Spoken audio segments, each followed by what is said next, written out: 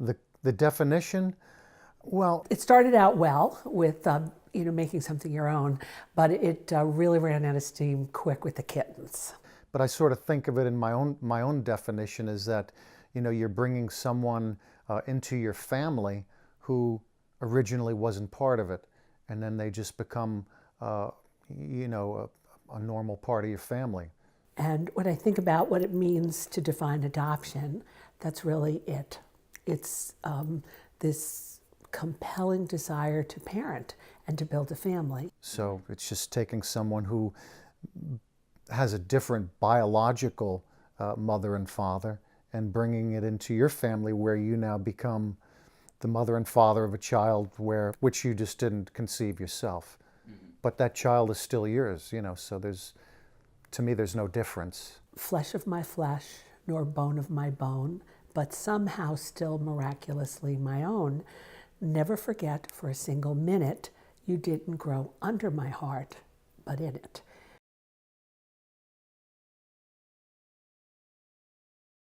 Originally, like most couples, we tried to conceive, but it wasn't happening. So they said, well, you're wearing the wrong kind of underwear. You can't wear boxers. You got to go to briefs and things like that. And then we started to do fertility.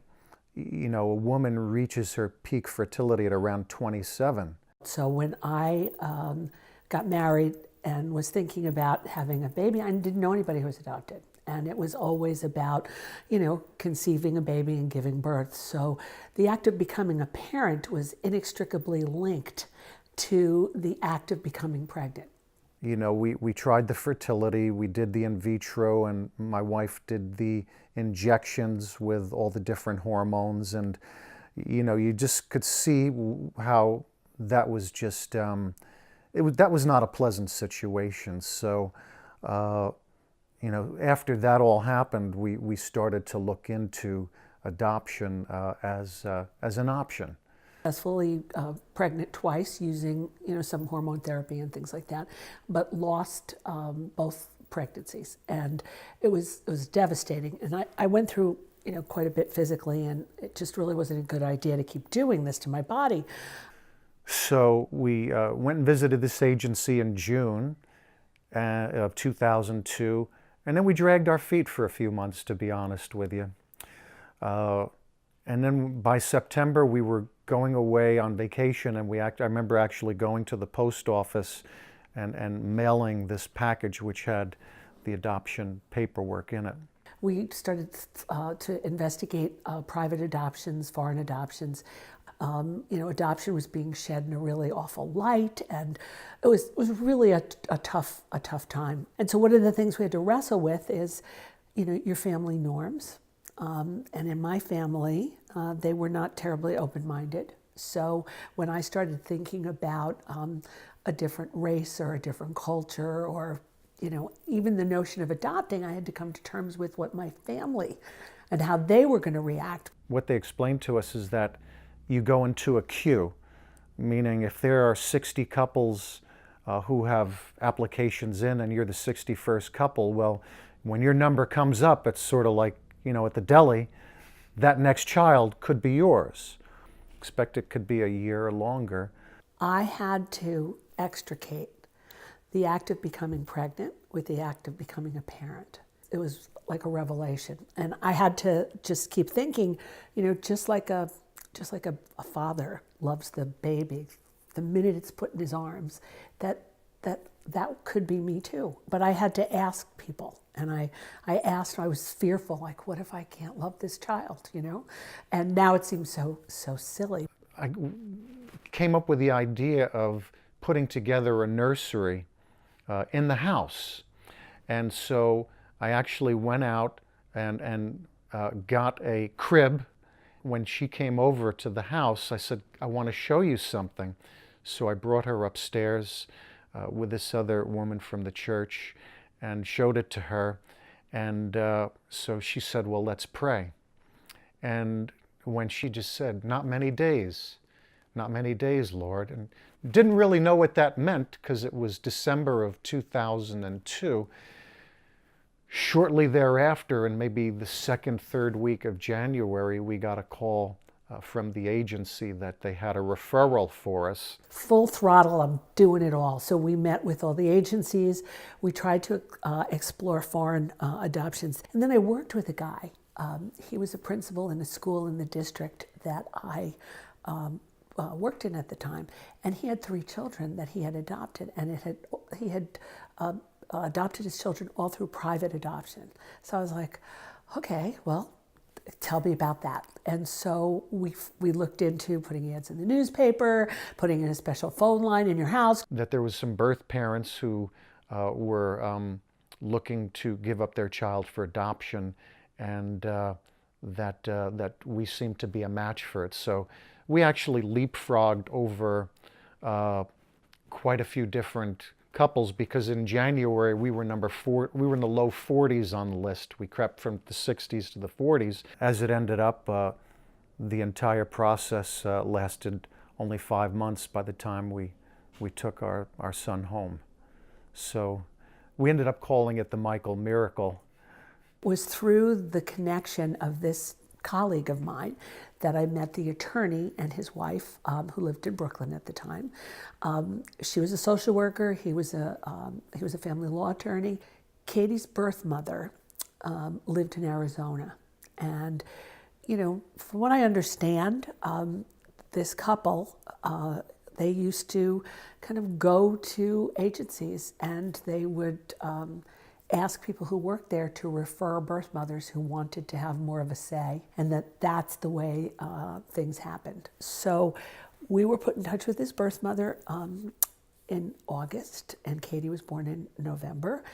My wife, in her mind, counted back to the time of his conception, which was probably around May or June, and that was when we first started looking into adoption. So it was like we had to be ready, because this child was conceived and, he was meant for us. It was like he was handpicked for us to be a part of our family. So that's, another thing of the Michael Miracle. She's here. Our little girl's born. I was like, what? And my mom had just come back from vacation. She hadn't even unpacked her suitcase. So we all got on a plane and out to Arizona we went. And then probably the most difficult 72 hours of my life. And we met a different attorney out there. And he met us, and we went back to our hotel, and we had to wait. And he said, I don't want you to go to the hospital yet. And that's when things started to feel a little awkward. And it turned out that the birth mother was having some second thoughts, and it was devastating and hard and all the rest of that. And he said, well, she needs to meet you. So I was like, okay, I can do this. So I had a chance to meet her, and the attorney was kind of cute. He said, Grandma, you wait outside, and Daddy, you sit in the corner, because it's all about the mother at this moment in time. And so I had a chance to meet this lovely young woman who reminded me of so many high school students that I've worked with over the years. It was a new addition to the family. It just brought a lot of joy to everyone. It brought a lot of joy just, to us, the immediate family, myself and my wife. And, I had learned how to play the guitar after graduating college, at age 22. And so here, 20 plus years later, all of a sudden, I started writing songs, mostly children's type songs about my experience of being a new dad.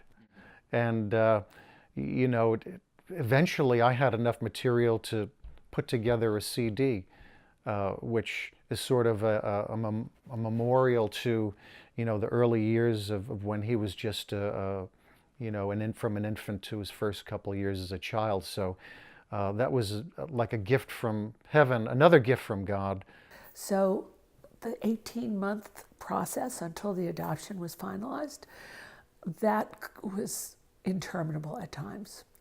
I wouldn't think about it a lot, but every time you have to go back to family court, you just have this knot, in your stomach. So I was remembering, and I was going to dig out the photo. The judge was wonderful, and he said, you know, there are many unhappy moments in family court, but when I get to have a happy one like this, I need to take a photograph. So he took out this Polaroid camera and he took a picture of the three of us. He said, here's one for you and here's one for me, because this is what gets me through my tough days. Something that was very powerful was with the final adoption, we actually had to go to court for the final adoption. And I was holding Michael, who was probably, say, 6, 7 months at that time.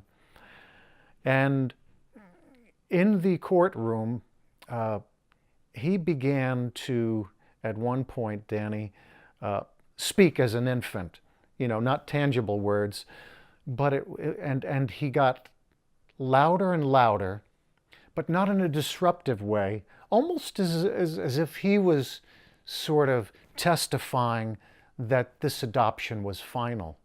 And then he calmed down and settled down, and it was one of the most amazing things I've ever seen, that, you know, in his little mind of 6 or 8 months, that he was sort of speaking that it was final. The adoption was final. And Katie turned to me and she started to ask a question about my childbirth, as if I was her birth mother too. And we just laughed because it was just caught up into the moment, and for a second, it just, even that wasn't different for us. And so that was pretty cool, and it's always been something that sort of stuck with me, like, wow, that she would even, that adoption would not always be this hovering thing for even an instant. We were just talking about being women and mothers and children. And it's pretty wonderful. The milestone I'm looking most forward to is when she has her baby. Whatever way she has a baby, I look forward to her understanding of just what it's like to love somebody that much. You know, adoption is actually part of God's plan for the family. And there's a verse in the Bible that says that God is a father to the fatherless. And it says that God sets the lonely in families. That speaks to adoption right there, that he's a father to the fatherless, and that he sets the lonely, or puts the lonely in families. And then lastly, there's a verse that says that... And I don't think that an adopted parent's love is any better than a biological parent's love. I just think that we had to think about it more sometimes. The process of doing that through adoption just requires a lot more faith sometimes, because it's nothing that you can physically control. It's nothing that you can get help from a doctor. It's nothing that you can track and monitor for months every day. It's really about the faith that somehow, and I'm a pretty religious person, you know, somehow you will be blessed with this baby that is meant to be yours. I believe that she's the baby I was meant to bring into this world, one way or the other. And, you know, if I had to do it all over again with all the physical challenges I went through and the difficulties with the pregnancies and the miscarriages, just to be her mother, I would do it again in a heartbeat. I wouldn't change a thing, not a thing.